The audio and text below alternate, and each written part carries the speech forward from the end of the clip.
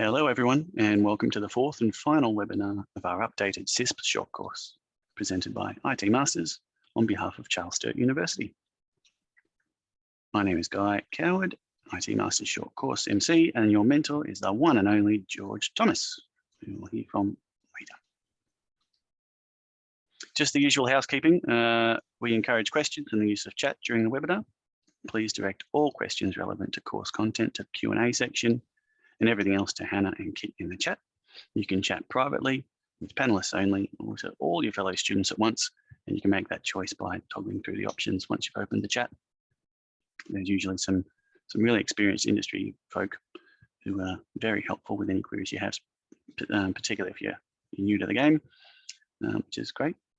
We'll have Q&A sessions periodically. Actually, we might mix it up a bit today. We'll have a big long one at the end, I think, just sign off at the end of the course.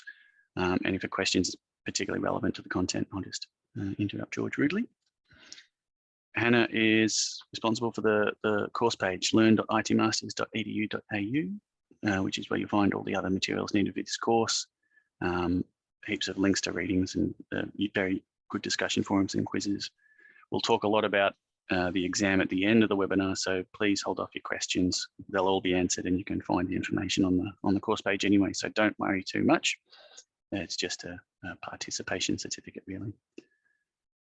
A little bit later on, I'll talk about CSU and studying, and at the end, we'll have a chat about the course survey, which helps us improve our future courses. We're really interested in what you have to think and say about what we do and how we can do it better, what you would do if you were in charge.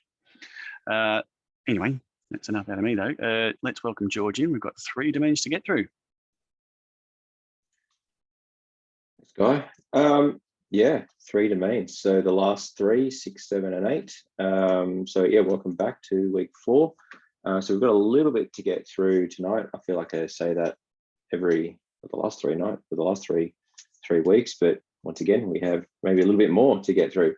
So yeah, tonight we're going to be covering off domains 6, 7, and 8. So security assessment and testing, security operations, and software development security. So the final 3 of the 8 domains. Token slide, skip over that. All right, so we'll get straight into it. So domain 6, security assessment and testing.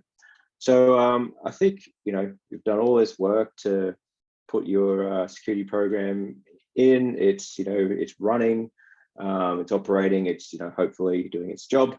I think it's important to understand how effective it is, and so this is where security testing comes in. So security testing, I guess there are other words for it: ethical hacking, pen testing, those sorts of things. I mean, the security testing is kind of that sort of broad sort of catch-all. But basically what it does is it verifies that a control is functioning as it's intended. And so the 2 sort of common ways to perform security testing are through the use of automated scans. And some of you may be familiar with vulnerability assessments, and we'll talk about those in a moment. And there's also penetration tests that we'll also talk about in a moment. And we'll also cover off things like security auditing as well shortly. So here, this is where it's important to perform. And I think one of the key things with this type of testing is it's generally considered point in time. So when you do when you engage someone or you conduct a penetration test, it's done at a specific point in time. So whatever. January 1, I don't know, probably won't be January 1 because it's usually a holiday, but particular date. And it will often be, in terms of say penetration testing, a combination of both manual and tool assisted testing. And as I said, we're going to dig a little bit more into that further on. So I'm not going to go too deep right now. It should be ongoing. So it's not really a set and forget. You don't just do one automated scan or one pen test and then just not worry about it ever again. It should be ongoing and based on various factors. And those could be things like sensitivity of information, any particular changes. So that might be, implementation of a new project. It might be an upgrade. It could be, a different, even a different risk profile. And so, looking at things like identifying threats, risk of attack or impact, those are things that need to be considered when, looking at security testing. NIST, once again, friends at NIST have provided some best practices for security and privacy assessments. So NIST Special Publication 853 has some bits and pieces in there about that. So, and I'm going to get into vulnerability assessments and pen tests and all that sort of stuff in a moment, but I thought it'd be worthwhile touching a little bit on security auditing. There are really three types of audit. So internal audit, external audit, third-party audit, and then there's also these SOC type reports. So starting from the top, internal audit. I mean, this is really where an organization would audit its own controls. And so that can be by an internal audit team that might be within the organization, or it could be consultants that have been engaged to perform auditing on behalf of the organization for the purposes of an internal audit. So that's one type of audit. External auditing, which is where an external party conducts an audit, and that's and yes, it can also be, and it usually is, a consulting firm that does that. But there might be other reasons why an external audit may take place. So, for example, SOC audits are considered, external audits, and we'll talk about those in a moment. And ISO audits, if anyone is looking to obtain ISO 27001 certification, you would engage, well, there is an internal audit component to that, but in order to get the certification, you would need to engage a party to conduct an external audit of your ISMS, so Information Security Management System. So that would be a reason to get an external audit.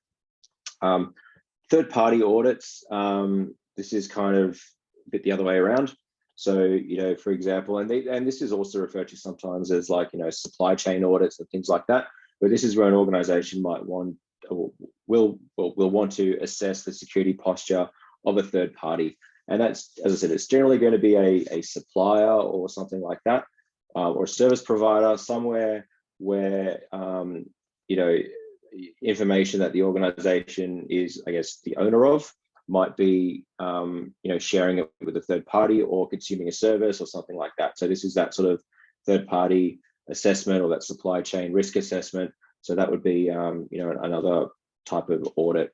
And once again, that could be conducted by consultants or another provider, or an organization might be conducting that audit themselves on that third party. And then the last one, which, as I said, kind of forms part of that external audit function, are the SOC audits. So the SOC audits, there are basically three types of SOC audit. Well, I mean, technically there's two types of SOC 2, but SOC 1, SOC 2, and SOC 3. And so a SOC 1 audit is basically a report that is, I guess, useful for looking at internal controls of a provider. It's useful for organizations that audit financial statements and things like that. In the context of this, it's probably, I mean, it is useful, and I'll talk about probably what the most useful one of these reports is.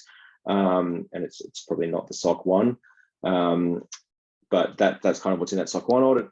The SOC 2 audits are the more useful audits. So these are the audits that kind of focus on the operation and the controls within an organization, and those sort of IT general controls and things like that.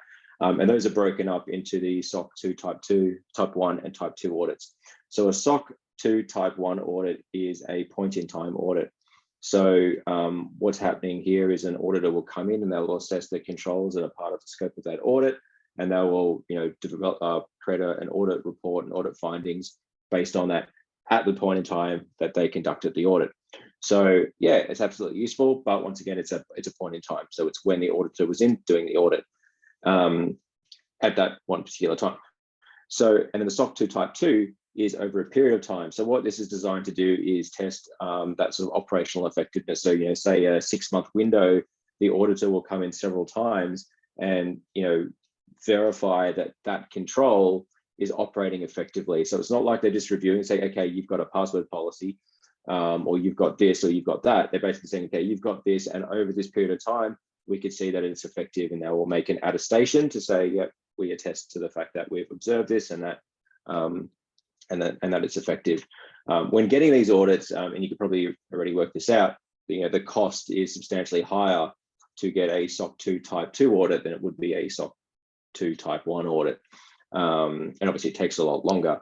So, if someone was going to, for example, do a third-party review, so if you were going to do a third-party review on an external supplier, and you wanted to, and they would say let's say they were fairly critical to your organization, then I would be pushing for the SOC 2 Type 2, and that's what I would be kind of relying on. If they've got a SOC 2 Type 1, well, that's great, but in terms of effectiveness, you want that Type 2. And then the SOC 3 report is really just kind of it's an attestation. It's sort of a test to the SOC 2 report, but it doesn't contain a lot of detail. So it lacks a lot of, the kind of detail that you might want to see. One of the things that I forgot to mention is in a SOC 2 Type 2 report, if anyone that's, either been asked to provide one or has asked for one, is that more often than not, and when I say more often than not, I think literally every time, you'll be required to enter into a non-disclosure agreement, just because there's potentially a lot of confidential and sensitive information within the SOC 2 Type 2 report, because it does speak to a lot about how the organization operates internally and what they have. So, as I said, SOC 2 Type 2, but be prepared to have to enter it into an NDA. So that's security auditing. Yeah, that was cool. All right, so vulnerability assessment. So as I said earlier, when we talk about security testing, there's automated ways to do some level of testing. Now, vulnerability scanners are great. They kind of do their job. I mean, once again, you wouldn't rely on just a vulnerability assessment to validate your security program. Absolutely, it's an important piece of that. In fact, what usually happens when consultants do things like penetration tests is they will typically do a vulnerability assessment first, just to see what's out there and what might be vulnerable based on an automated tool, and then they'll obviously dig a lot deeper and that sort of thing. And so there's plenty of vulnerability assessment tools out there. The ones that come to mind, OpenVAS is a free one that comes with some of the distributions of Linux. So it comes with, so you can install it separately, but it's in Parrot and Kali and things like that. It is free. Might have a look at it in a moment. In terms of more commercial solutions, you've got your Tenables. So Tenable, Nessus is that is Tenable, but we'll say Nessus or Tenable Security Center, I think it's called. You got Qualys Guard, Rapid7 with their Insight VM, that sort of thing. So there's quite a few out there. If anyone that wants to just play with something, you can either have OpenVAS, it's free, play with that, download it, do whatever.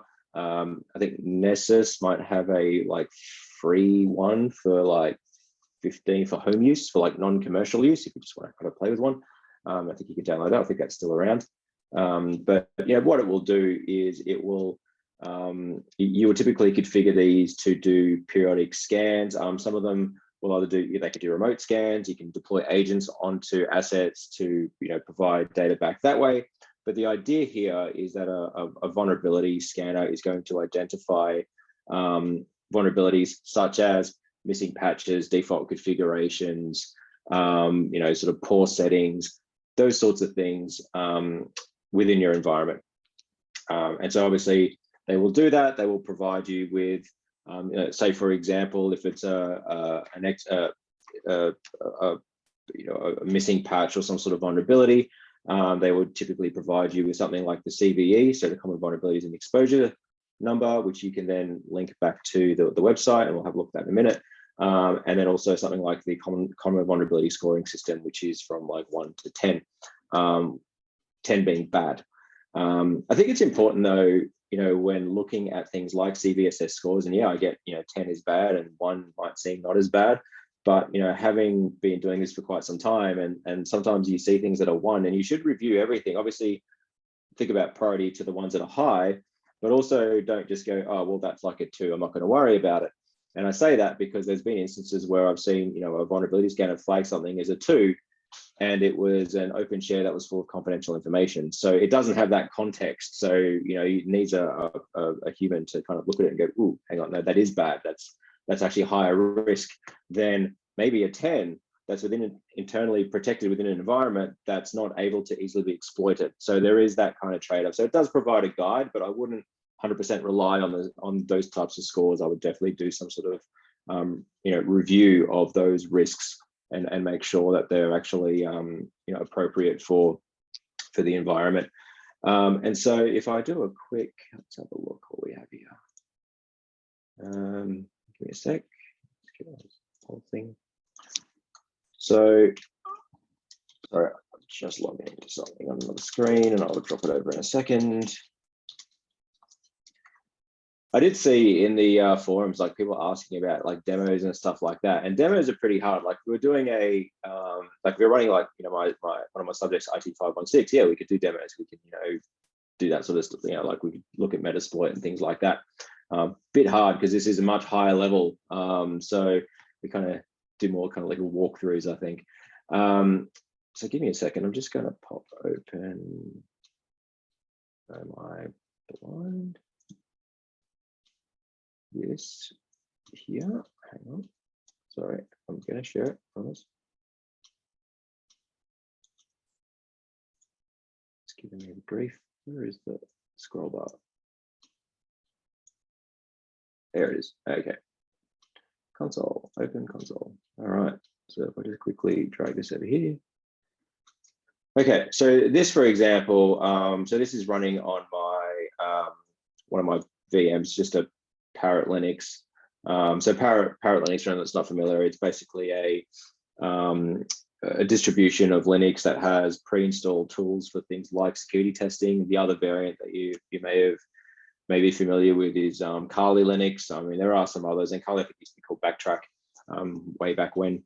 But basically, if you can download it as free. I think it's parrotsec.org or something like that. But it contains all these sort of tools. And so, for example, here we go down into pen testing, and I'm using vulnerability analysis, and this is just open BAS, right? So I've just hit start, and I've browsed to the page, and I'm not going to do a scan because they take a little while, but there should be some that I prepared earlier. Yeah, so you can see here, like, just looking at it, like I said, it's very simple. This is free, but we can look at what it scanned my test environment, and it's plucked out some vulnerabilities and things like that. And so if I look at the scans, hopefully we could see some vulnerabilities. Okay, so this one's high. This might actually be the one last year.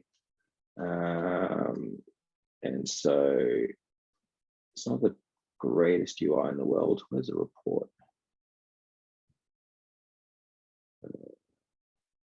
Where is it? That's here somewhere.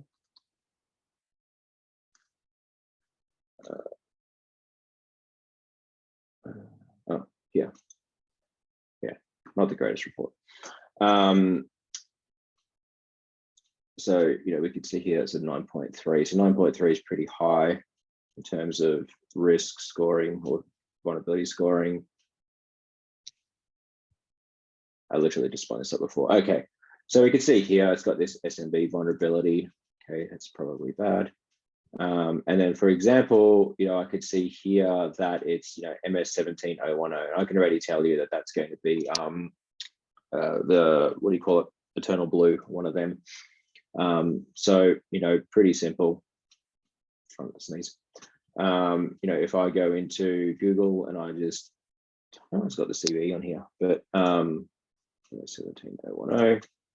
So if I go MS17010, I could see that it's this this vulnerability, and I mean, it's pretty old. As I said, I think this was like a default Windows 2003 server or something.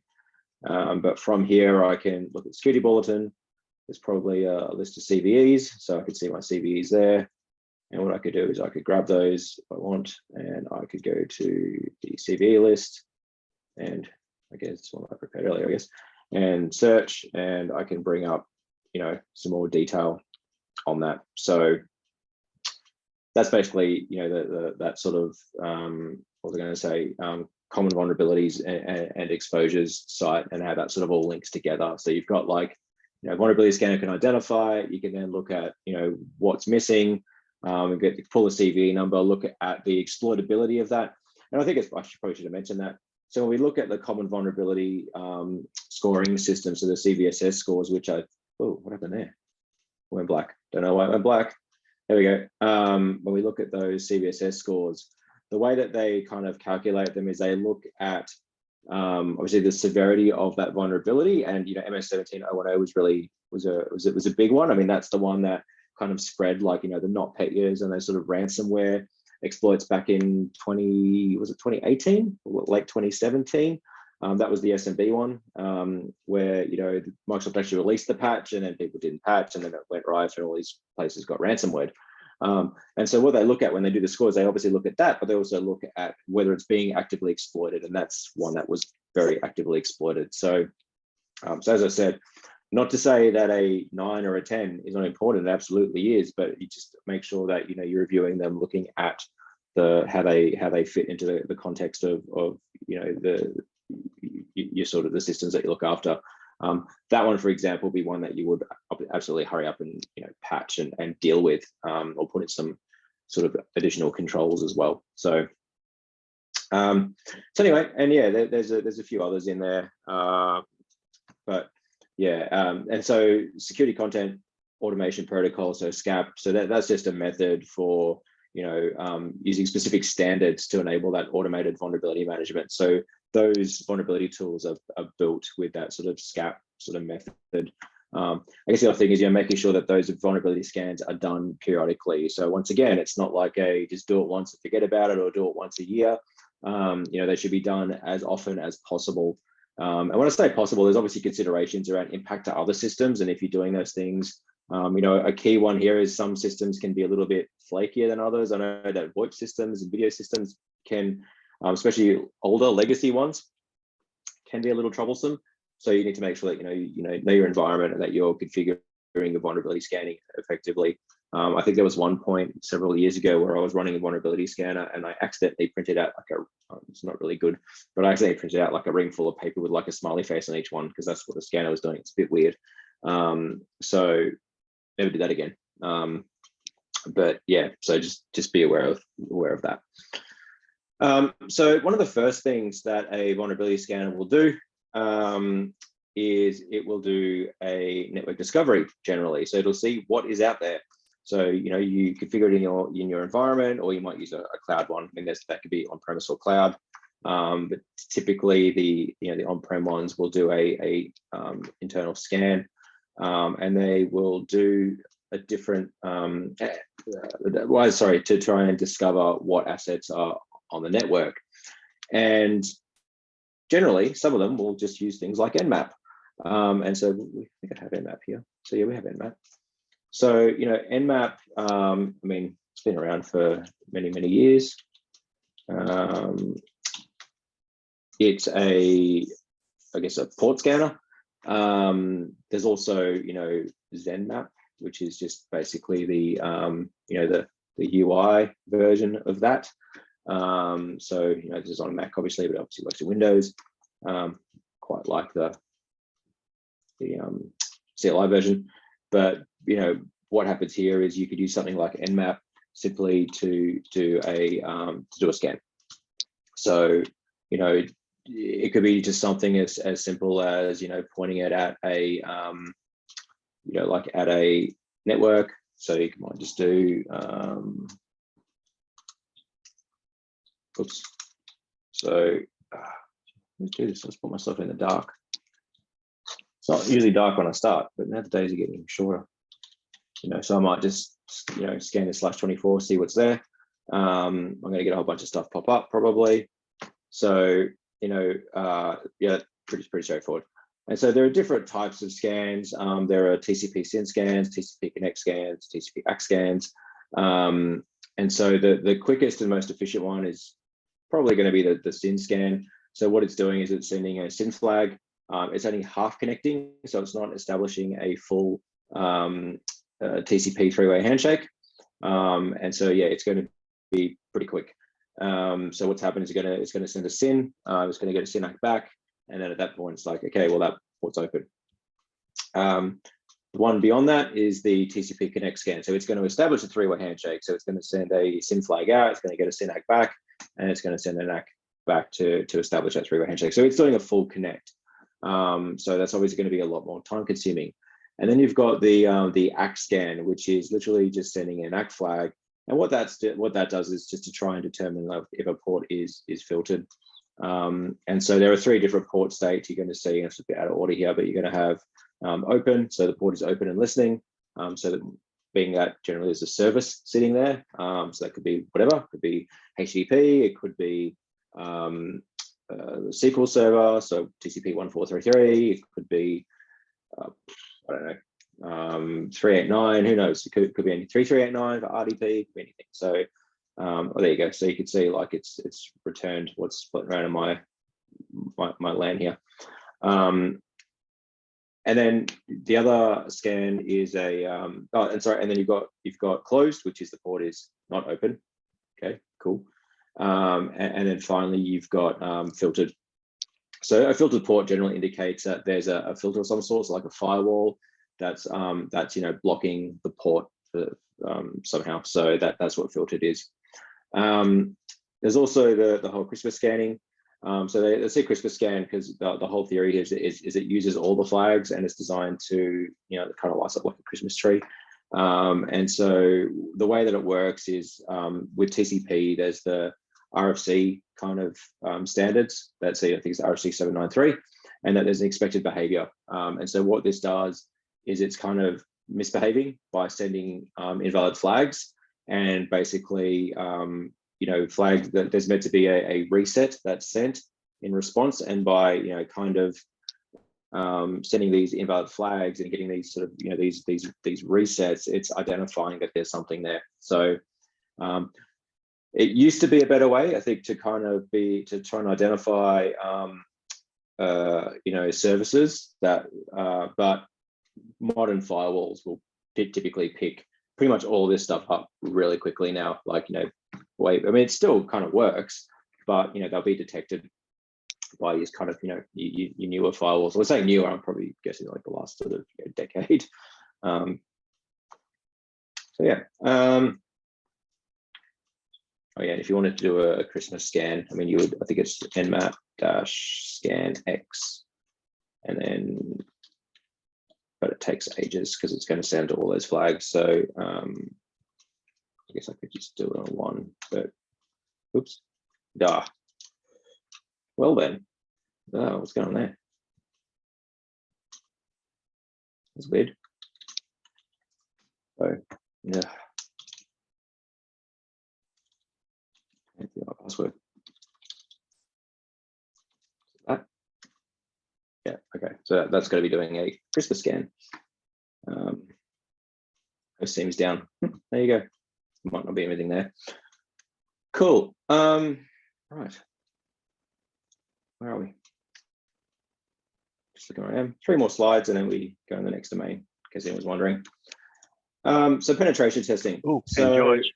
Sorry, what? Sorry, George, I'll just jump in. Before the webinar, I was madly looking for some slides, everyone, so that I could have a shout about CSU. And we were like, maybe we'll do it in between domains. So I'll do that at the end of this. So I will pause in 3 slides. So penetration testing. So this is, the whole, let's try and infiltrate a system, right? And let's test the security that way. Penetration testing tends to focus on specific systems. And so, you'll hear terms like penetration testing and ethical hacking and things like that. And I think maybe the jury's still out on what's what. I mean, my sort of take on it is that penetration testing is really focused on something specific, whereas ethical hacking is far more broad. So that whole ethical hacking thing is kind of looking at things where, yeah, I mean, penetration testing is probably an element of that, but it's more broad. It's taking things like, looking at social engineering and different sort of attack vectors and that sort of stuff, rather than saying, okay, well, let's try and break into this specific system. So anyway, so there's a process according to NIST, which involves planning, information gathering, discovery, attack, and reporting. We could be here for a while if we went through all of these. The two common frameworks that are pretty widely adopted, and historically it was probably the Lockheed Martin cyber kill chain. That's probably the one that most people were familiar with, kind of going back a bit. Probably more recently, the MITRE attack framework. So that's basically the kind of more common framework that's used these days. Both of these are freely available. In fact, I think I had them open before. So this is the cyber kill chain. So what they're based, and what was interesting about it, I always found it kind of interesting, and God, it's big. Make it a bit smaller. No, that didn't really make it smaller. It just made the writing tiny. Okay, the idea was that a threat actor would start with recon, so things like harvesting email addresses and conference information, then they would weaponize that, and they would deliver it using the information that they obtained through recon, and then once they did that, they would exploit whatever vulnerability, and then they would install malware, and then they would do command and control, and then they would basically get access and own the network and do stuff. Having said that, it isn't always the case that they would need to start here. I mean, it's possible that it might be an opportunistic attack that might just start a delivery or something like that. But anyway, this is kind of the flow that was followed. And yeah, I mean, it's still valid, but I mean, the MITRE framework is probably one that's more often used now. And so here we're looking at, recon, resource development, and initial access kind of going through. It obviously has a lot more detail in it as well. So yeah, we won't kind of go deep down into this, but yeah, I mean, you can see the links there. So attack.monitor.org. I think this is what it says, lockheedmartin.com. When you Google these, they're going to pop up. But yeah, these are probably the two common frameworks that are followed by sort of pen testing professionals and ethical hackers alike. So yeah, where was I? Cool. And then in terms of the types of pen tests, you've got white box, gray box, black box. So white box is where you're given a lot of information about the target, like pretty much all of it. You might even be given credentials to log into it, maybe, but it's where you have the most amount of knowledge. So that's white box. Obviously what the challenge here is then is if you get white box, if it's a white box test, then things like recon and being able to identify as someone that doesn't know anything about the system, then you're not really testing for that because you already know where it is and potentially how to log into it and things like that. Gray box is where you know a little bit about the system, but not everything. Probably should have finished with that one because that's kind of in the middle. And then black box testing is where you know pretty much nothing, or generally nothing about this, just the fact that you've got to test something. You might be given a range of like IP addresses, or you may need to confirm those, and that's usually just from a legality standpoint because a pen tester is not going to want to be testing stuff that's that they're not authorized to test. So I guess that's the key thing as well, is there needs to be a process for getting authorization and consent from the right person to do the test, not just someone just kind of taking a stab at it, and because obviously there's a line here of going into illegal versus legal. So cool. All right, moving on from that. Software development. So that's weird. Anyway, I think we're going to cover this a little. No, I feel like we're going to cover this in a little bit more detail later because I feel like software development security is domain 8. It's like, why is this sitting here? I guess in terms of testing, and this is probably why, like, what did I put this here? So in terms of testing, software development still has to go through, and it makes sense now that I've just thought about it, a process to validate code and things like that, right? So when software is developed, secure coding practices should be followed, and including code review. So getting someone that is experienced at reviewing code to review the code that was written to make sure, or to try and identify any particular vulnerabilities.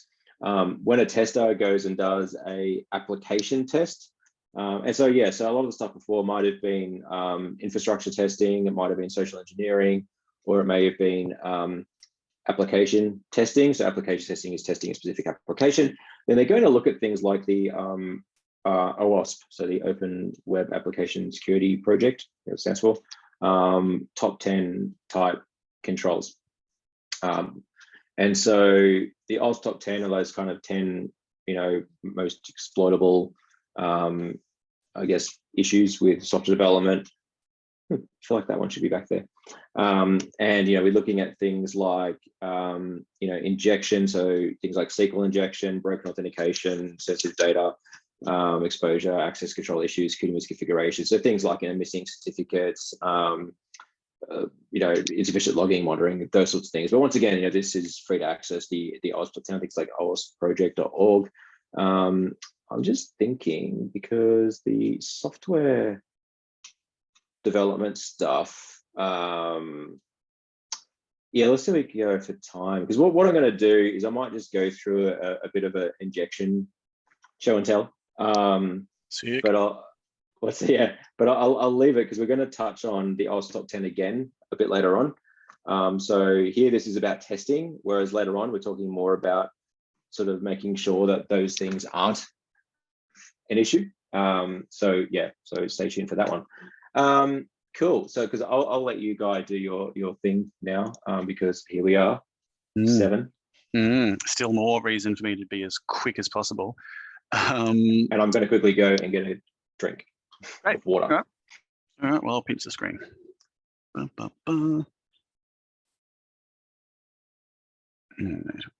I doing?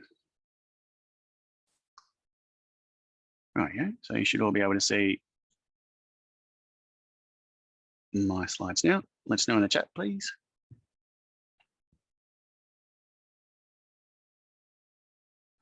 Very good. All right, I'll present this. All right, so I will very quickly talk about CSU and why you should study with CSU if you're going to study. But for me, I think that it's not really a story of CSU so much as, convincing you that study is a good idea in the first place, and then just from there, you can make your own judgments as to whether we're any good. And I guess I have a general theme, particularly in presentations where it's up to 500 people listening at once, and thousands of people listening in the future. Hopefully, I think for us, it's the best thing that we can do for you is sort of help you identify how to, I guess, get your objectives, work towards your objectives in the cyberspace. If you're already embedded, as many of you are, great. What's next? If you have no idea where to start, great. What's next? Right. So it really is a question of what works for you, where you want to go, and what we can do to help. And if we can't help, let you know. So with that in mind, no, we'll skip that one. I guess this is just a snapshot of this is maybe 2-year-old presentation. I've just butchered some slides for the purpose of this presentation on short notice, but it all sort of remains true. There's a bunch of jobs there, and you're going to need different things for each sort of application. And the question is where you are now, where you want to go, and whether it's going to be a huge problem if you try and do it and sort of lock yourself into a master's or not. Sometimes that is definitely the case. People have full-time jobs, and it might be difficult to sort of study too hard to get across to where you need to go. But I guess that's why formal education can sometimes help. We're talking about a certification here, but it's a fairly senior certification.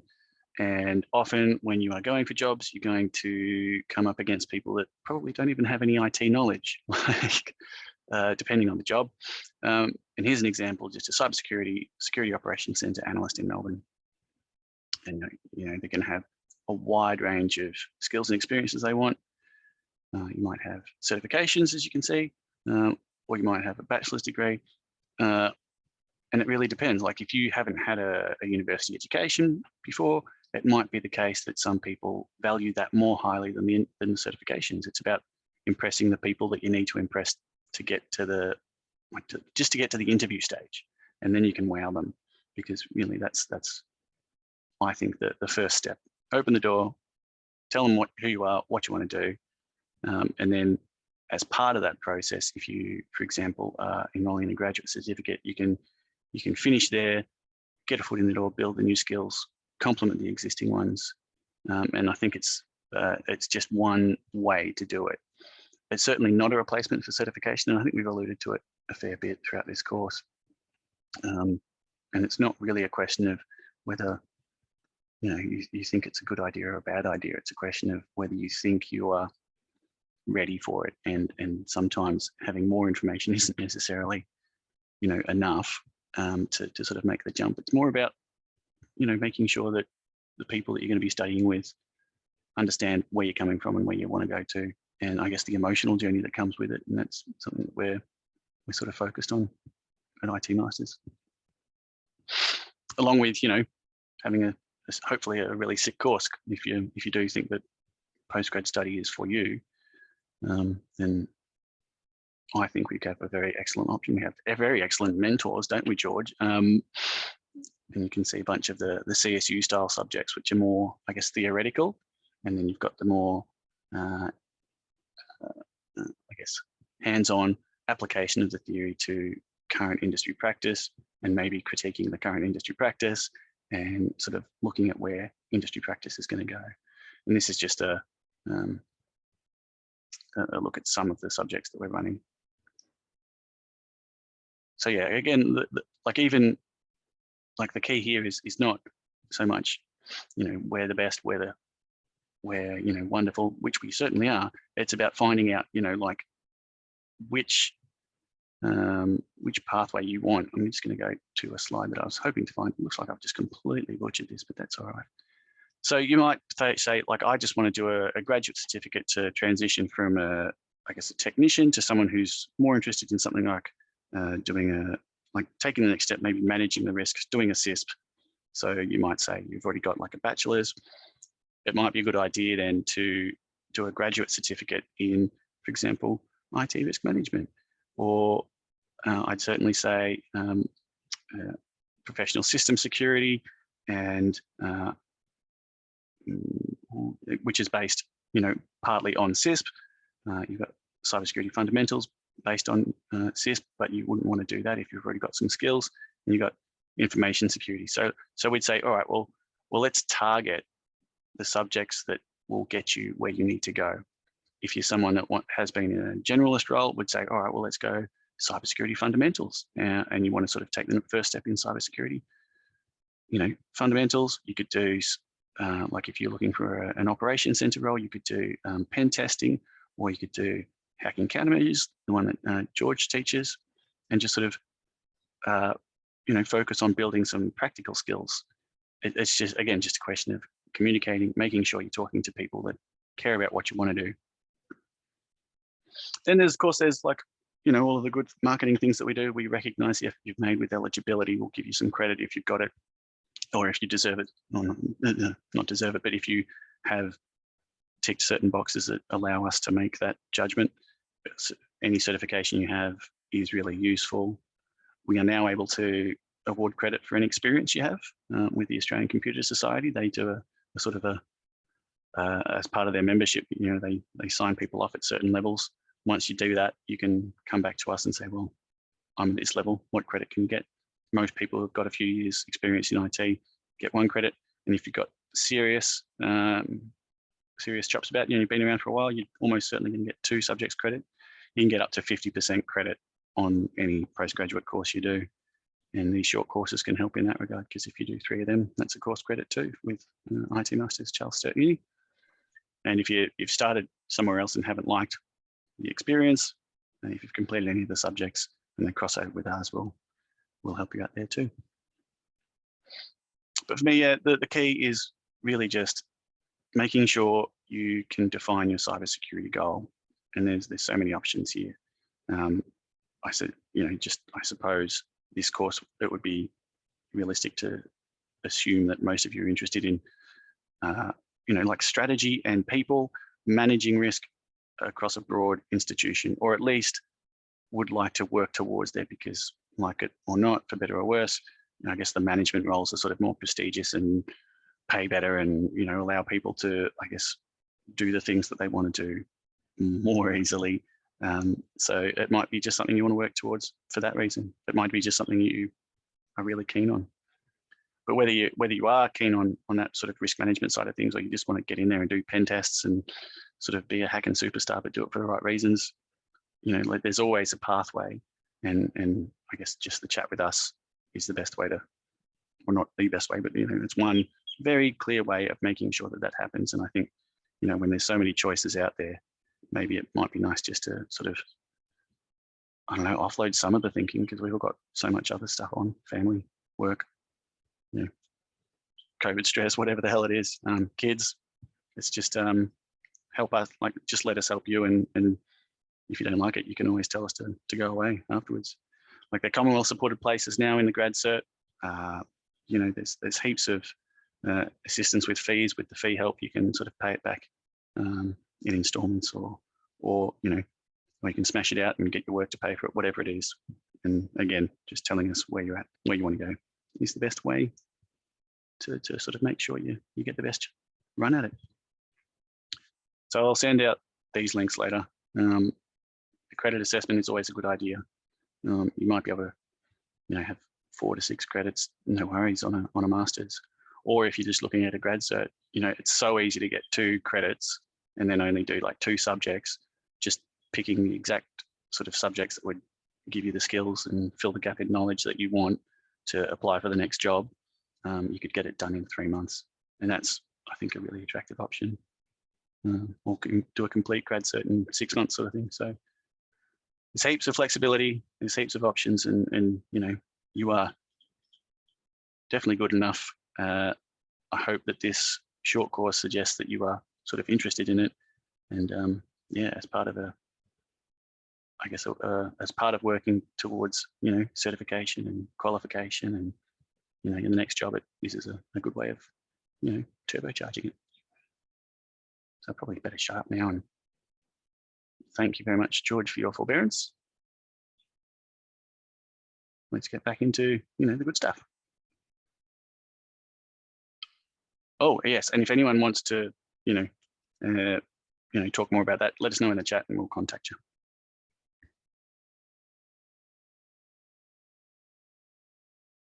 All right, let me get back to my deck screen. Cool. All right, thanks for that. Give me a chance to have a bit of water. And all right, domain 7. So yeah, security operations, SecOps. So there we go. So some key things around security operations, and I don't have a slide for each and every single one of these, so we'll just talk through them briefly. It's interesting because I quite like, especially with the SecOps stuff, to kind of delve a little bit more into it and have a bit of a back and forth. People always ask about like patch management and SOC and things like that, but that's right. I'll try and I'll see, try and explain this as best I can.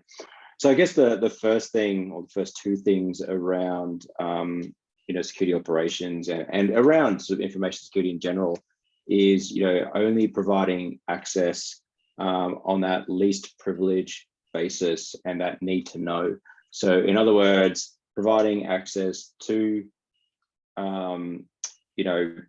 to subjects, as in to people, based on, well, it might not necessarily be people, so I say that, like it might be a bot or something else, but basically the minimum required for them to do their job effectively. And so that's a critical thing, and that's why we talk about things like privileged accounts, and you saw before I got stuck there with my having to do an elevation sudo, but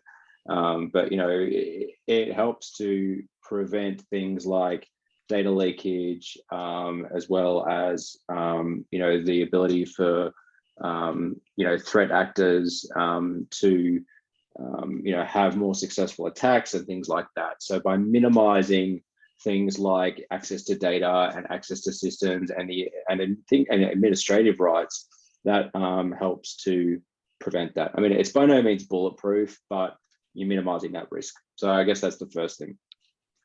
The next thing here, we talk about separation of duties.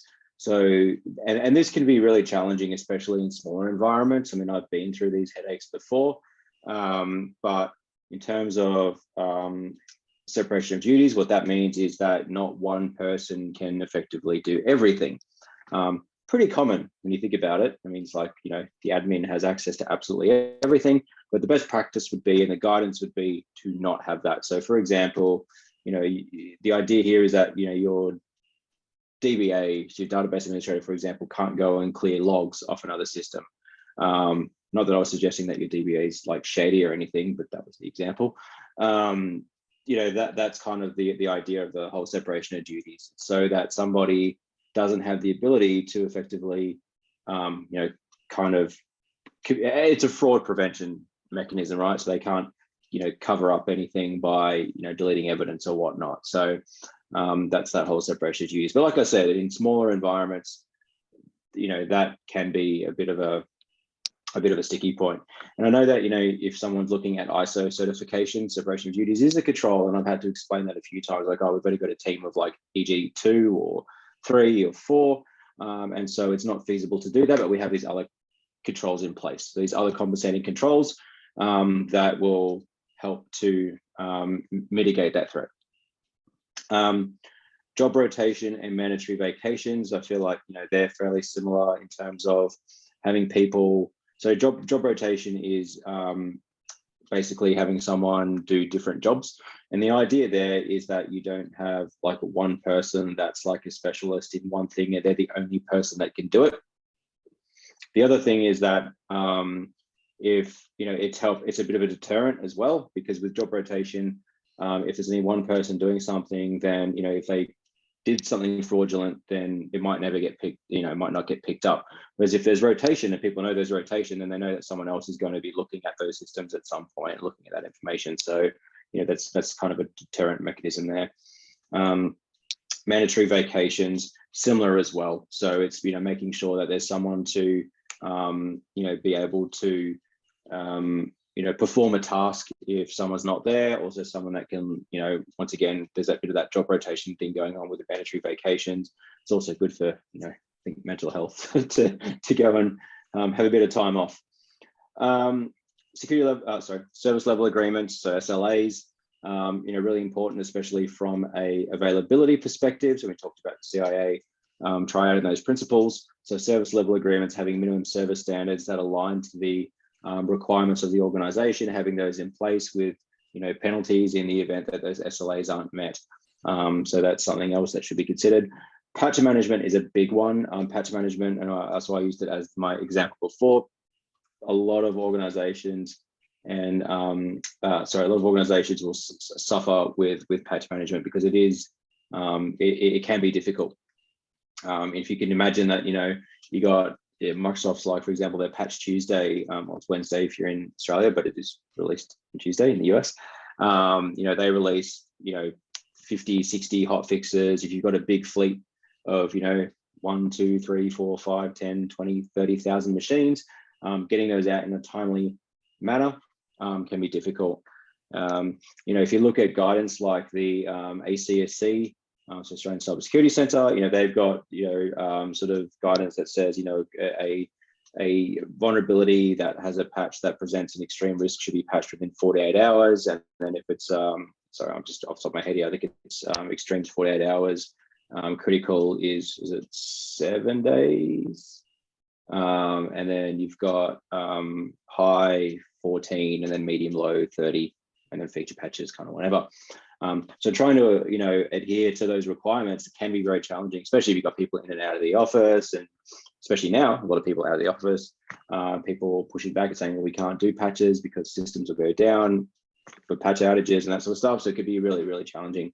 but really important because, looking back at, things like MS17010 with, eternal blue and double pulsar and all those, the ineffective patch management was a really big sort of driving factor, I think, in the spread of that ransomware. So managed security services, so talking about that, and I think managed security services. So that's like your security provider. We got SOC here, and they once again, they kind of bundled a little bit together. So managed security services is like outsourcing your security operations center. So the people that are like, the eyes on glass and looking at, SIEM, so security information event management, logs, looking at firewall data and looking at anomalies and those sorts of things. So that's kind of outsourcing that and, kind of sharing some of that risk with them. I mean, it's still your risk, but, there's a bit of it was them that didn't catch it. But not suggesting they should do that, but anyway, and they're not having to upskill, your own staff and those sorts of things. So there's benefits to using a managed security services provider versus an in-house security operations center where you've got to, hire the staff, retain the staff, train the staff, keep them from getting recruited by managed security services providers. I'm sure that happens. And those sorts of things. And then finally, change management is an important piece. So when there's a change, it needs to be properly managed. Using something like the ITIL processes, fairly common, going through, the change requests and the change advisory boards and doing the proper reviews and the test and the backup plans and all that sort of stuff. So change is really, really important. And having an audit trail of what was changed, when it was changed, like who authorized it, and the ability to roll back in the event that something adverse happens. All right, breathe. Okay, cool. Yeah. Sorry, things popped up on my screen. Make it go away. There we go. All right. So media security. So here when we talk about media, we're talking about, media. So things like USB sticks, but this is both physical and digital media as well. So this might be, things like, as I said, USB sticks or CDs, DVDs. It might be paper files.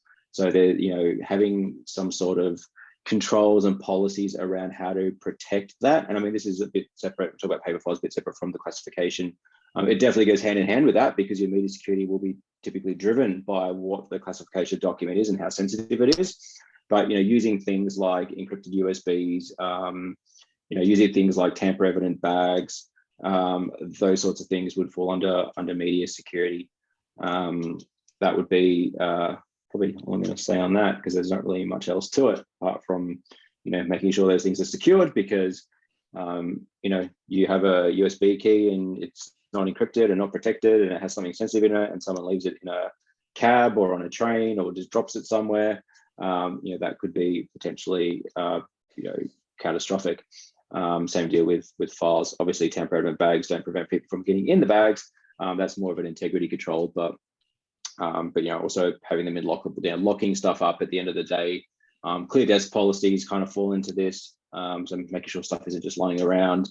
Not leaving stuff in the backseat of cars, all that sort of stuff. So it's good to give some thought to how media is secured, whether it be a digital piece of media or a bunch of files printed on good old-fashioned paper.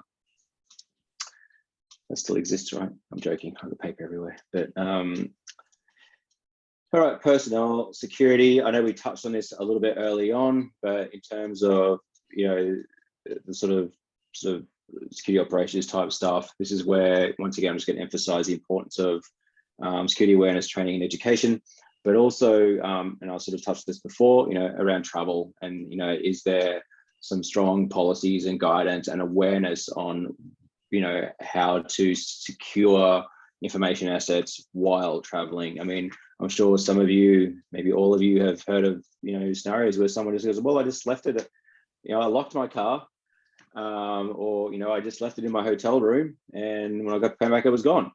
So, that's the sort of stuff we want to avoid, make sure things are locked in safes and all that sort of thing. I know it's being pretty pedantic, but at the end of the day, if it's something sensitive and you need to protect it, then people need to be aware of how to do that.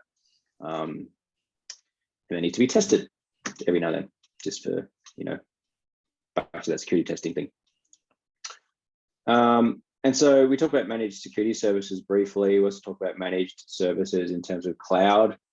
And so and I know we've talked a little bit about this before, so we probably won't delve too much into it. This probably would have been useful earlier, but we've got, the different types of as a service models. So, we talked about software as a service, so that consuming an end user application, infrastructure as a service, which is, operating systems. So, basically that Linux, Windows, that you can do whatever you want on it, install whatever you like and that sort of thing.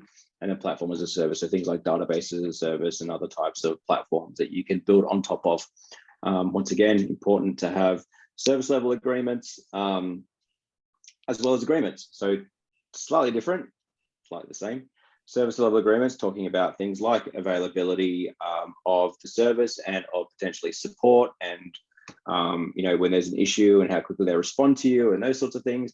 But then also agreements would fall into would cover things like confidentiality agreements, right to audit, requirements around data security and data protection that would, meet the requirements of your organization. So obviously that's going to be very tailored to what your needs are, but making sure that, as part of that, if you go back to the auditing thing, if you're doing a supply chain risk audit or a third party audit, looking at these particular items. So, are these agreements in place? Do they have the requirements? Are these service level agreements in place? Do they meet our requirements? And in the event that something adverse happens, what next? So yeah, and we could probably skip over this one. I think, would we talk about this one already? I feel like we did. I think we talked about cloud. I feel like we did. I don't remember, because I think I can't remember it. Shane can't remember it. Oh, it might have been the week I was on there. I think it was week 2. So I think we did talk about this. I'm pretty sure we did. Yeah.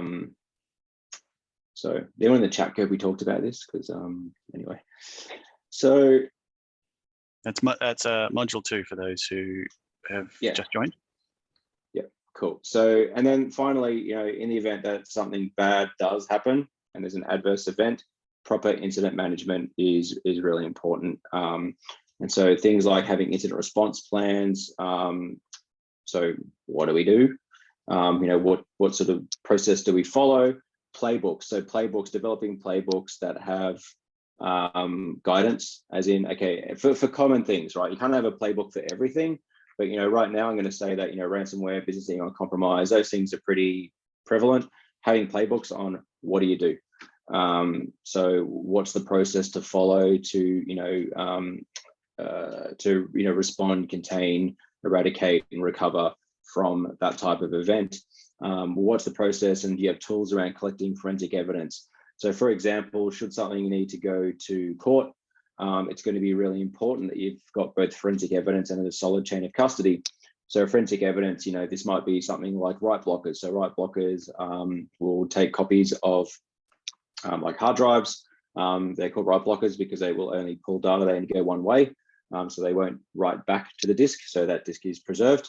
And so, having that forensic evidence in place, I mean, there are other tools that, what's it called? Starts with a C, Celebrite, they've got tools around capture of like mobile devices and things like that. But having that forensic evidence, Guy, you did pop up an ad before for I think for a SOC analyst or something. And I noticed that one of the certs that they had on there was GCIH, which is the GIAC certified incident handler. So having those sorts of skills would be very useful for this type of, for incident management. And then, having that chain of custody.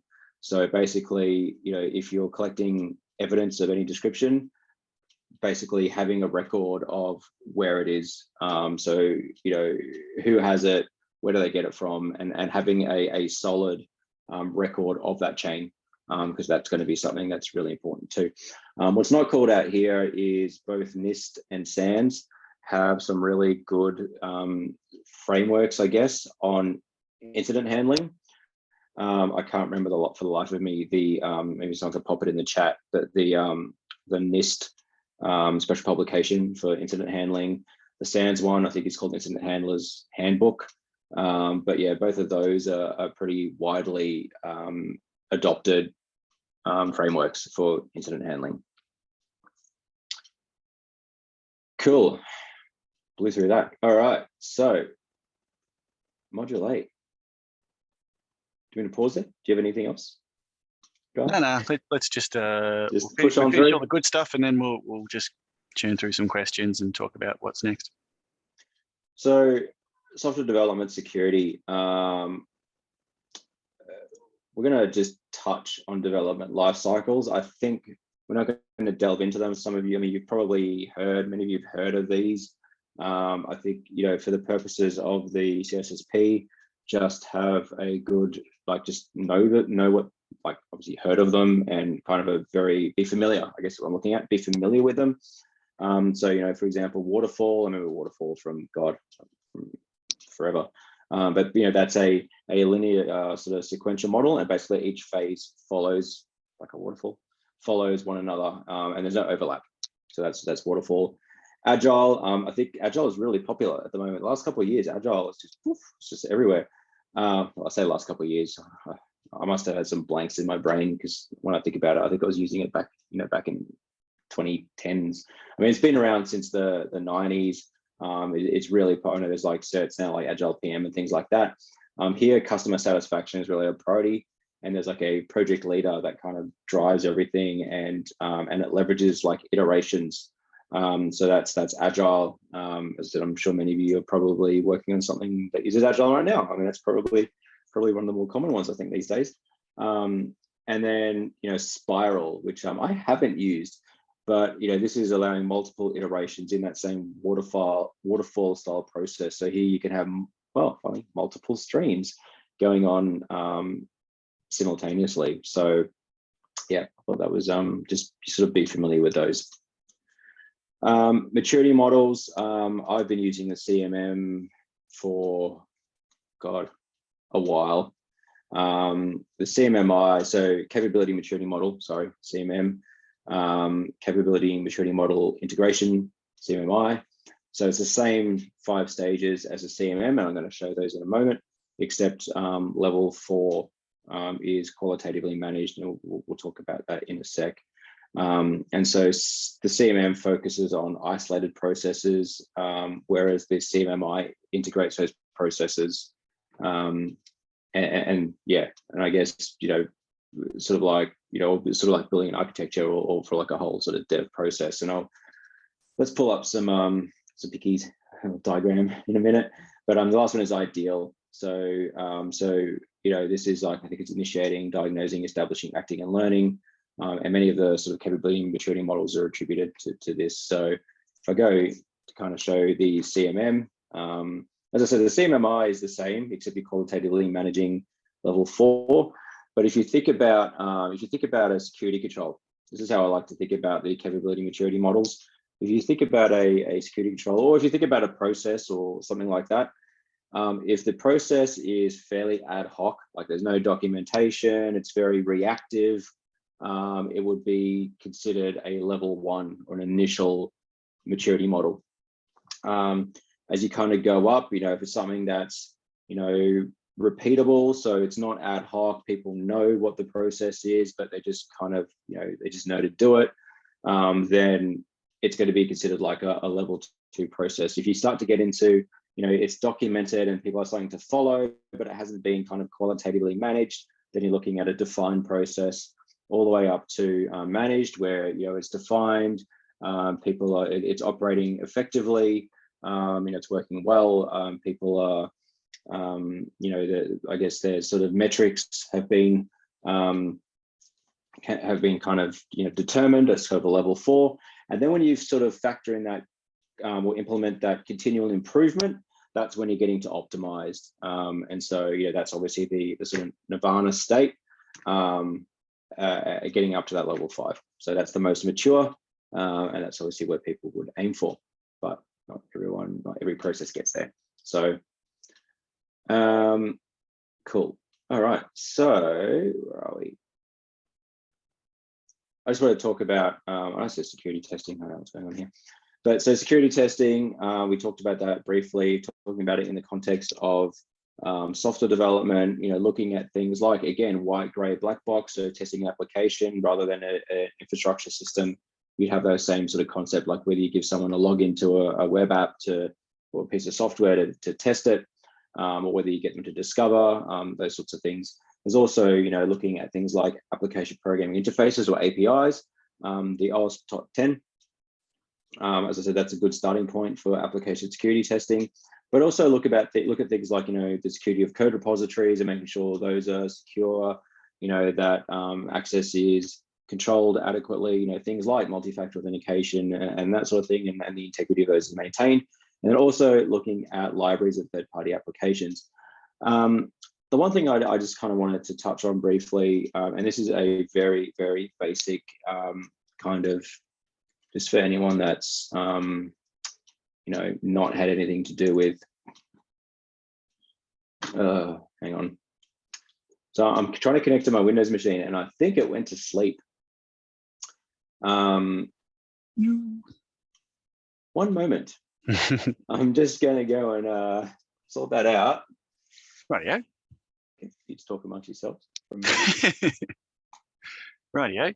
Well, this is probably a good time to talk about some of the exam details. That's the short course exam. So if there's any questions about them, chuck them in. There've already been a few. And yes, I will mention the course satisfaction survey. So it's pretty simple. If you've done a short course with us, you already know the drill. But the course exam is a 40-question multiple choice exam. You can only access it if you have completed all of the module quizzes that we do every module. And there's a 50% pass mark. You get 50% or more, you get a course completion certificate. And the important thing to remember is that you only get one shot at it, because we keep these things open. If you had multiple shots at it, you get you'd be able to sort of leak the questions for everyone else. And we just sort of like to just keep it one shot. If you had one chance, sort of M&M inspired. It's also important to protect the integrity, but given, we're giving away credit as a result of people putting in the effort to do these sort of short courses. So any malarkey would be upsetting. For those of you listening along live, it's a real advantage to go and post in the forums, because you can get some bonus points and you can really get a really sick score. And you can, of course, use it in any sort of CV padding. Anyone who hires you on the basis of our short courses is probably not that tech savvy, but hey, it can't hurt. And a commitment to lifelong learning is always nice. With respect to the course satisfaction survey, there's just a link at the bottom of the course page. It's sort of like 7 or 8 questions, and any feedback you give us is really useful, particularly, the written responses, things you liked. Hannah's linking it in the chat. Thank you very much, Hannah. Yeah, just really useful, and really straightens us up. And Lord knows I need it. So thanks, George. How'd you go? Are we awake in the other machine? Yeah, it took too long to get to this point. So my machine went, you know what? I'm just going to go have a nap. So this is super duper basic, and this is an example of very, very bad programming, followed by how you should do it.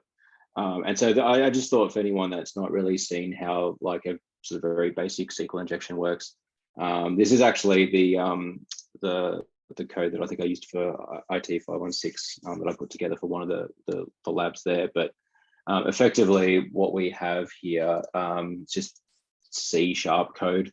And I've actually done tests before where this is pretty much exactly how it went down. It's like, and so basically, in terms of OWASP, one of their top sort of, I guess, areas to kind of focus on is making sure that applications aren't vulnerable to injections.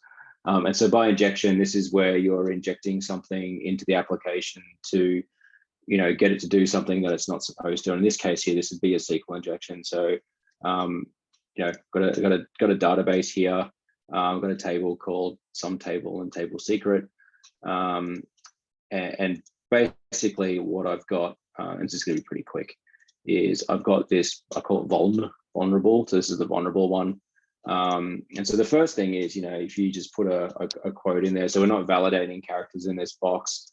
It's dynamically creating the SQL command, not using, and we'll talk about structured, the proper way to do this in a minute.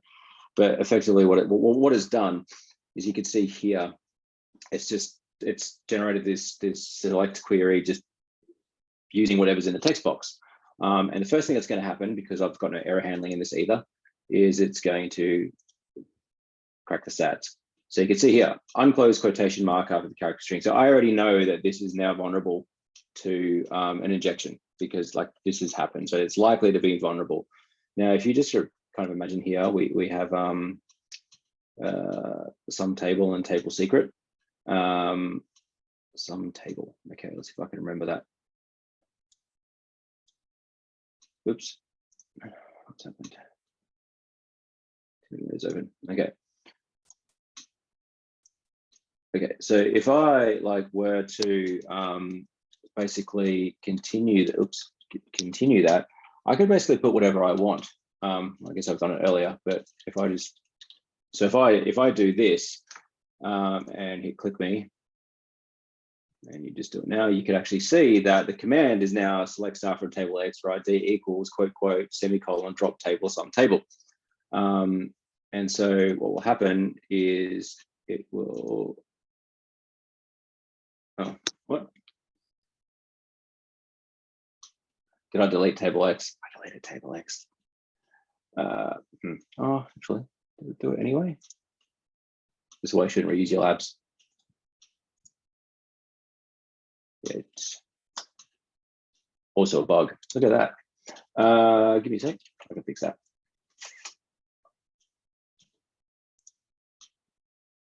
Little secret. Sorry, I think it used to be called table X. Renamed it. All right, let's try that again. Sorry. So what should happen, in theory, is it should just drop out of the table.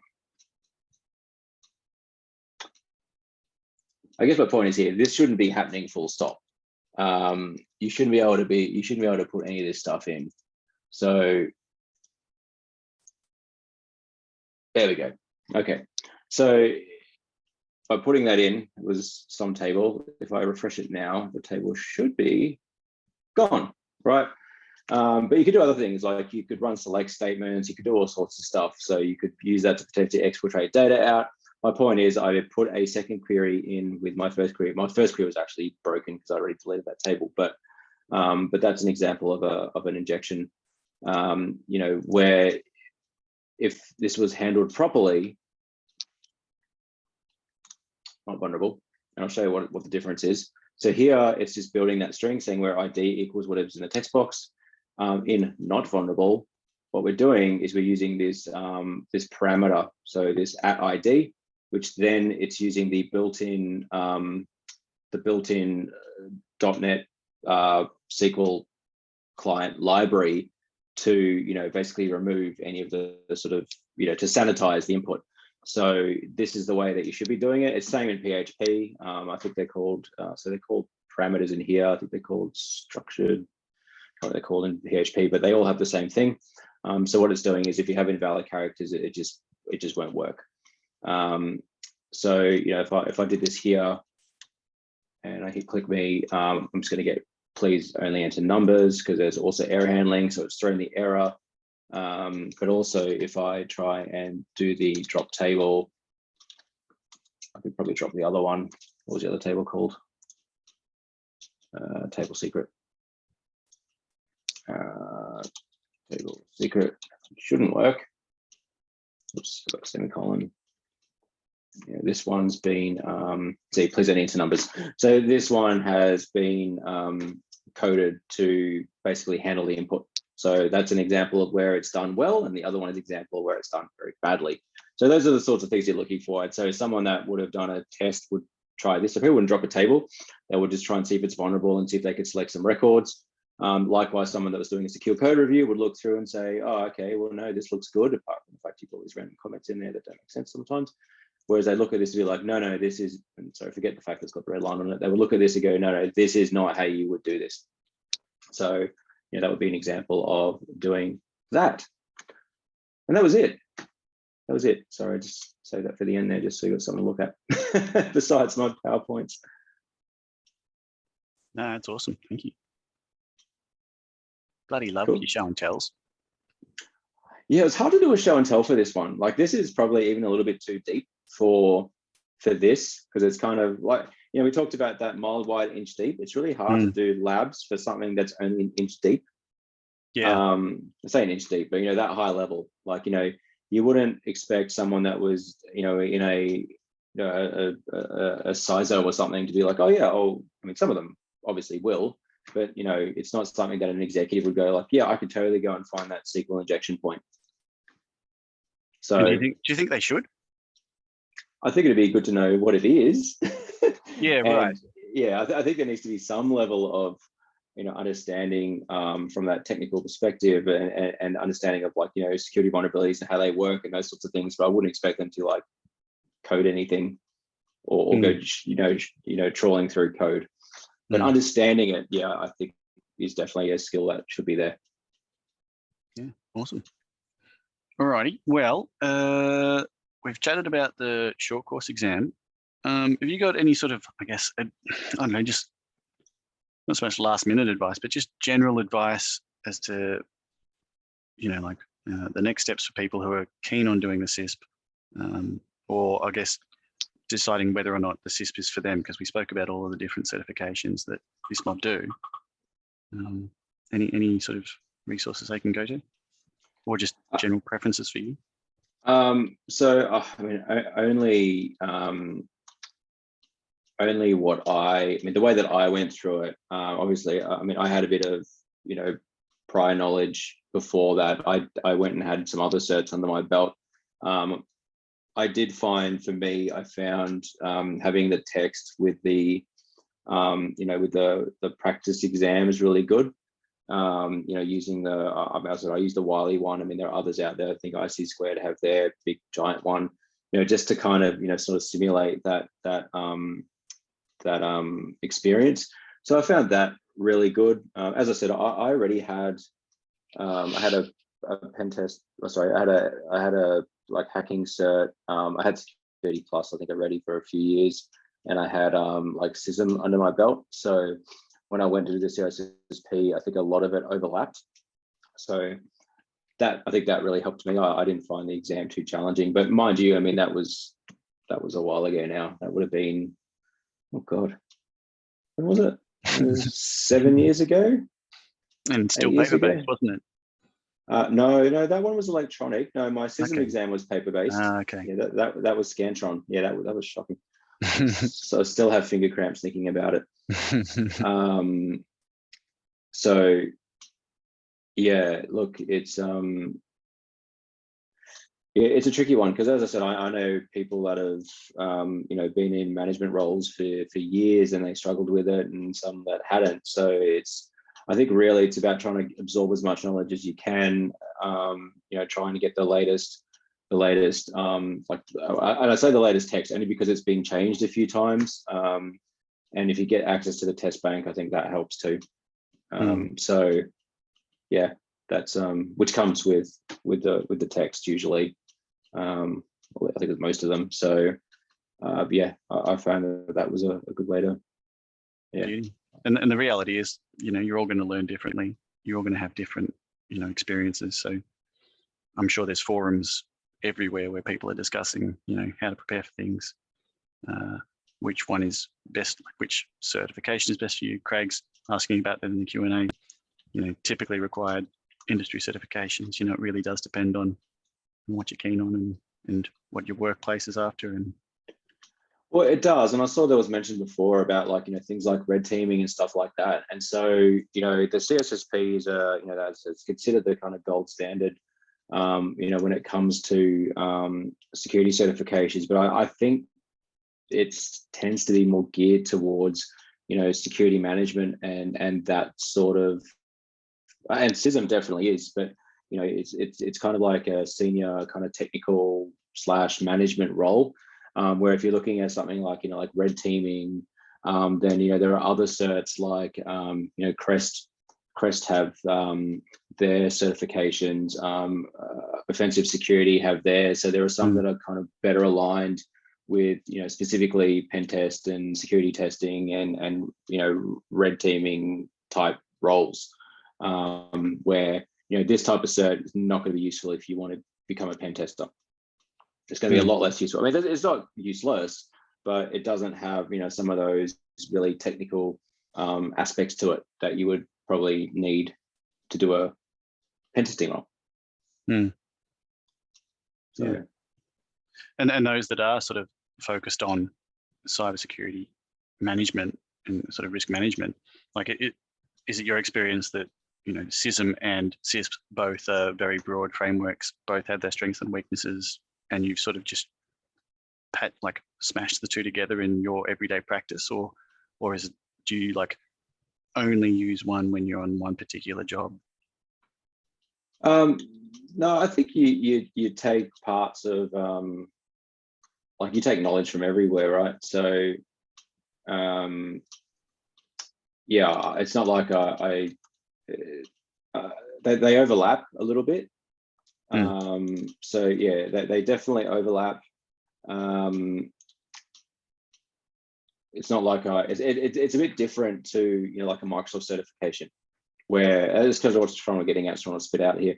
It's like with a Microsoft certification, you go do your I don't know, your SharePoint certification, then you've got skills specifically for SharePoint. Whereas these they're vendor agnostic. That's the first thing. So they're not tied to a specific technology or vendor. They're a lot more broad, and they contain little bits of everything. So yeah, it's kind of take the good, get rid of the bad, whatever.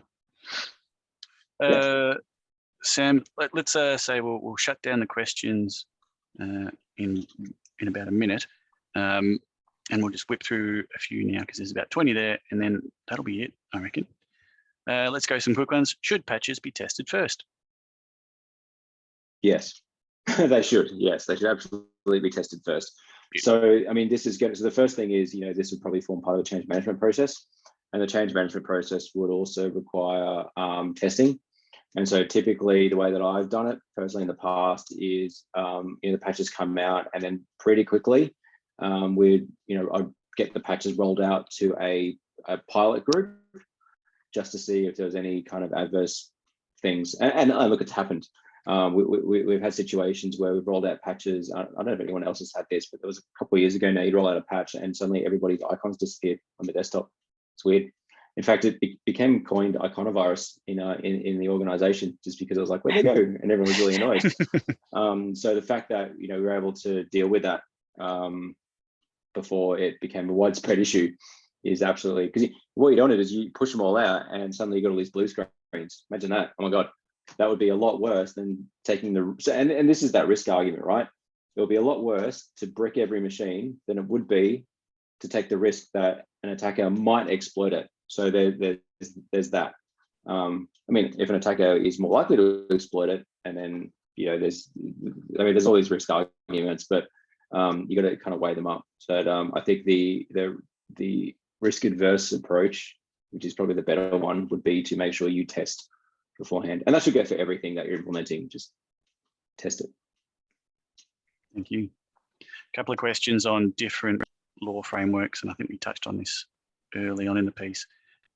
Eddie asks, how well do you need to understand US law for the CISSP exam, for example? And the other question is actually about SOC audits. Does GDPR generally get covered under them? I guess in the Australian context and in the testing and in the certification context, do you need to have an idea of all of these frameworks, or is it just a general idea is good? Well, hang on. So in terms of the legislation and the regulations, generally an awareness, right? So not a deep dive. I know exactly what's in GDPR and I know all the article numbers and what they correspond to. It would be more so probably, and look, as I said, I don't have any insight into the current exam. I mean, I did it quite some time ago, but just based on when I did it and what I kind of know from talking to other people, obviously without breaking any NDAs, because you will be required to sign an NDA before you sit the exam. It tends to be higher level. So, for example, what is the particular, this is the situation sort of thing. What regulation might apply to this? It's kind of like that sort of question, if that makes sense, I think. Yeah. So Yeah. that's kind of what I'm getting at. I see something there about, does GDPR generally covered under SOC audits? I haven't seen it in a SOC audit. I mean, when I see the SOC audits, they typically focus on the controls.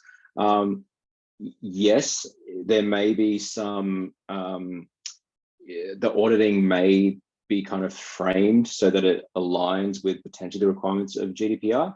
I don't think it'd be explicitly called out, but it might be there might be a control in there that talks about encryption, and it might be it'd be a control that may kind of be able to map back to a requirement of GDPR. Does that make sense? Rather than saying that you're compliant with GDPR, it would be here's the control to do with encryption, and then obviously GDPR has requirements around that, so it'd be more like that.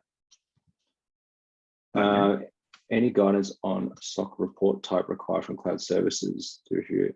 SOC 2 type 2. I'm going to go with that. I'm always going to defer to the SOC 2 type 2. It is the most. And if you're talking about your, and I'm going to say, when I say mainstream, like your Azure or your AWS type or your Google. Actually, I haven't tried Google, but I know for Azure and AWS, definitely you can obtain the SOC 2 type 2 reports for those cloud services from their trust centers. You just go in there and you have to sign in and then say, yeah, cool, I accept, and you could just download them. So if that helps. Yes, open. Thanks, Pierre. Got a few questions on Nmap. Is it legal to use network scanners like Nmap? I feel like that's where I should be referring to legal counsel. No, look, if you're scanning something that is yours, when I say yours, I mean, like, obviously if you're using at home, that's fine. If you're scanning yourself, all good.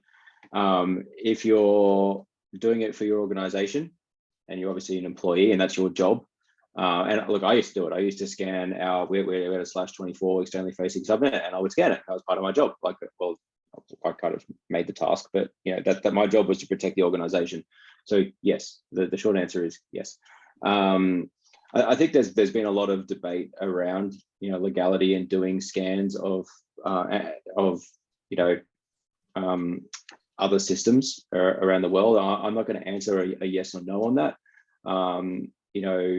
It's a bit of a tricky one. I know that when I was on the blue team, we'd get port scanned every day by someone.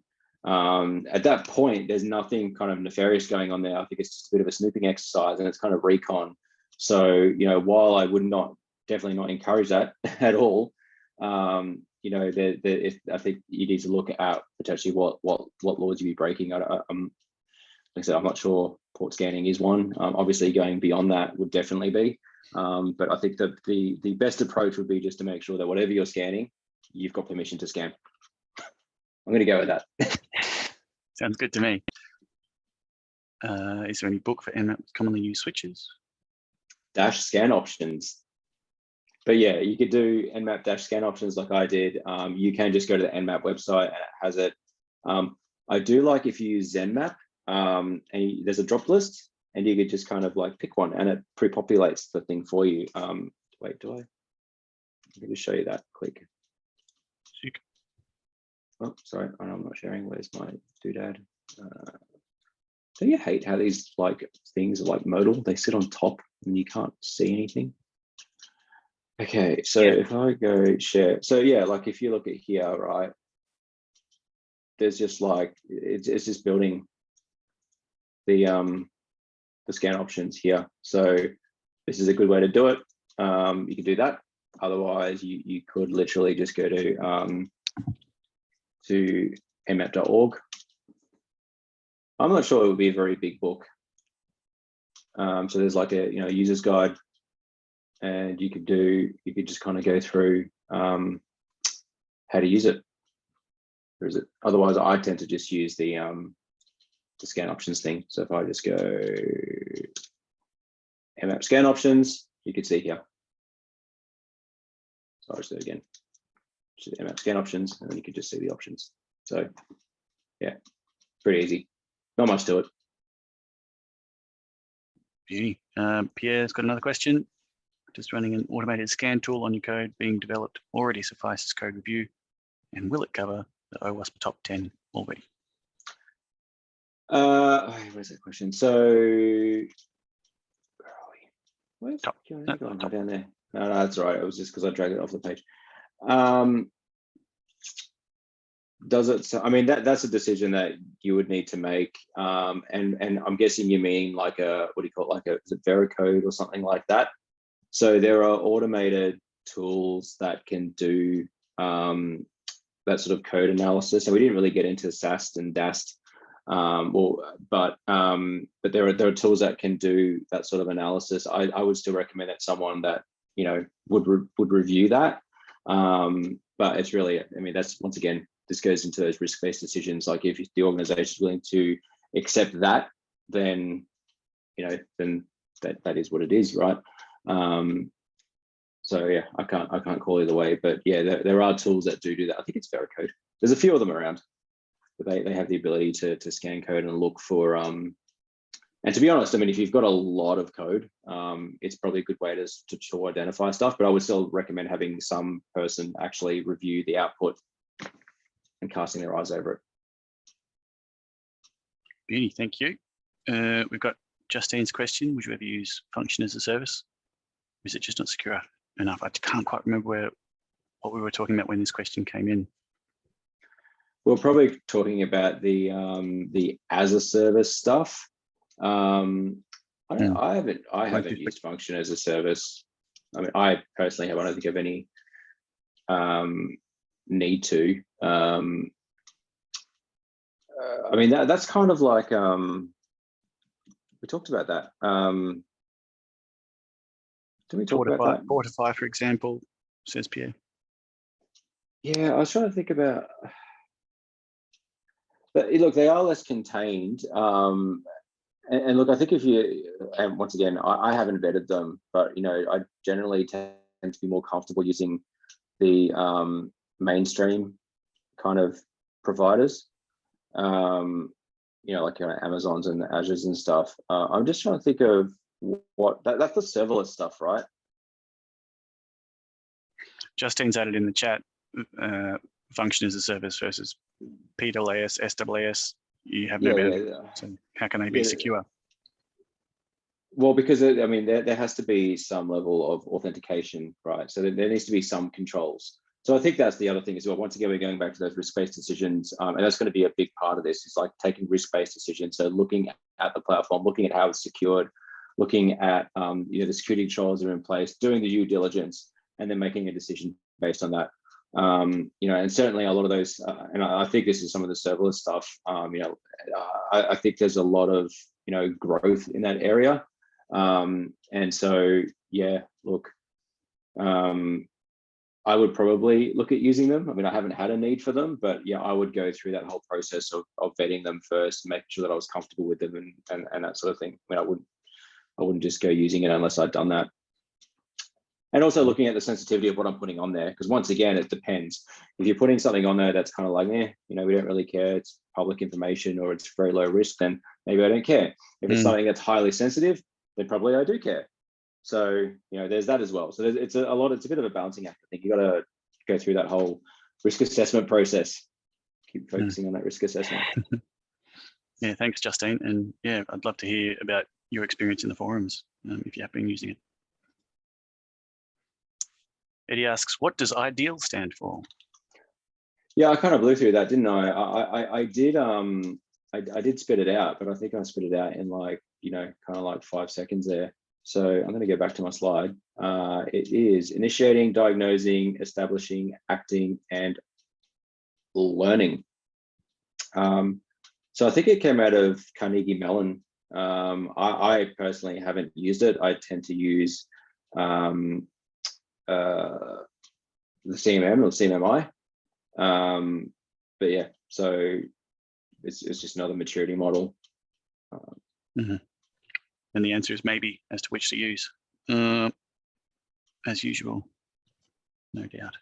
I don't know. I might be wrong. Maybe there's some really crappy ones out there. This one's easy. No.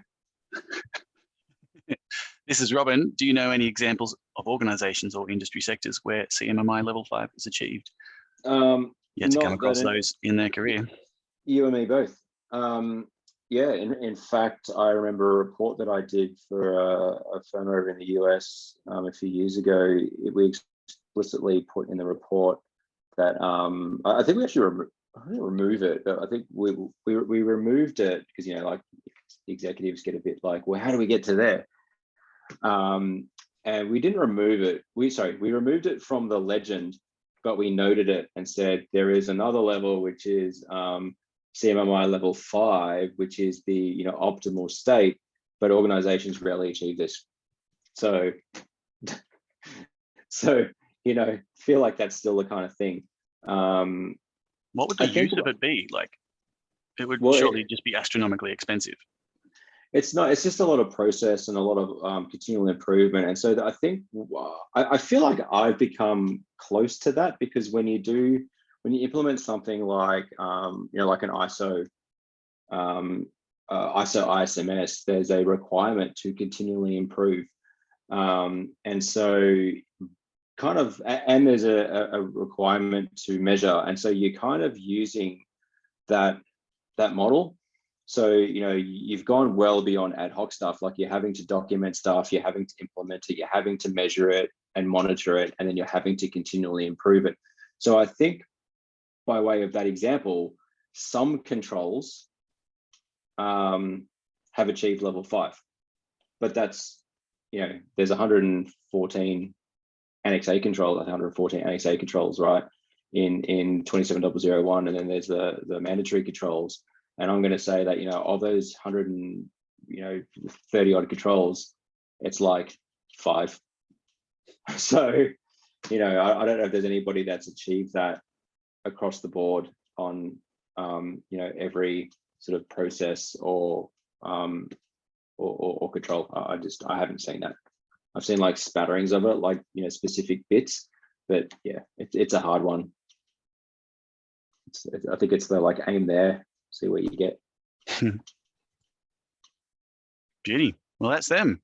Thanks heaps, George. Good job. No worries.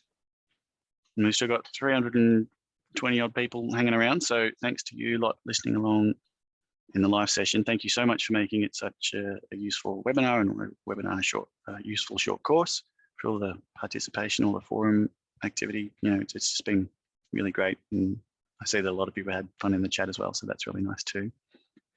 I guess now it's just a case of doing that exam, letting us know how we did with the short course, and then maybe prepping for a CISSP exam, and having a think about how best to get where you need to go, or want to go at least, in your IT careers. Yeah, and I'll keep checking the forums every couple of days, and if you've got any questions, drop them in there and hope to come across them. It's a bit of clicking, but yeah. Alrighty, well, thanks heaps, Hannah and Kit, for making sure the IT master side of things just ticks along nicely. Again, thanks everyone for hanging out, and George, thanks so much. We'll leave it to you, and hopefully everyone joins your subject later on. Yeah, thanks everybody. Thanks for coming along. Really appreciate it. And yeah, maybe I'll see you in 516 or 534.